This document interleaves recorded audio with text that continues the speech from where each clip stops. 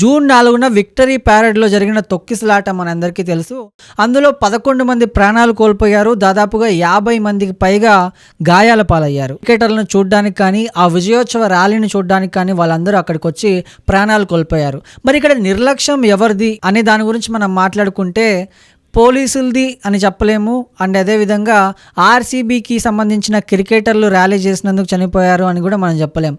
నా అభిప్రాయం ఏంటంటే ఇక్కడ నిర్లక్ష్యం కాదు కానీ తప్పెవరిదంటే ప్రజలది. ఎందుకు ప్రజలదని చెప్తున్నా అంటే ఒకసారి ఆలోచించండి. మీకు అంత అభిమానం ఉంటే ఇంట్లో సెలబ్రేట్ చేసుకోండి, లేకపోతే మీ ఫ్యామిలీతో సెలబ్రేట్ చేసుకోండి.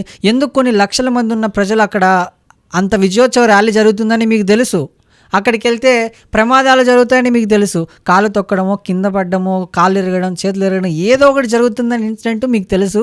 అలా తెలిసి కూడా మీరు అక్కడికి వెళ్ళి ప్రాణాలు కోల్పోవడం అనేది నిజంగా ప్రజల తప్పు. మీ అభిమానం ఏదైనా ఉంటే మనసులో పెట్టుకోండి, లేకపోతే వాట్సాప్లో స్టేటస్ పెట్టుకోండి, ఫేస్బుక్లో స్టోరీ పెట్టుకోండి, ఇన్స్టాగ్రామ్లో పోస్టులు పెట్టుకోండి. అంతే తప్ప రోడ్ల మీదకి వెళ్ళి కాళ్ళు చేతులు ఇరగొట్టుకోవడం, ప్రాణాలు పోగొట్టుకోవడం ఇలాంటివి చేయకండి. దయచేసి చాలా జాగ్రత్తగా ఉండండి.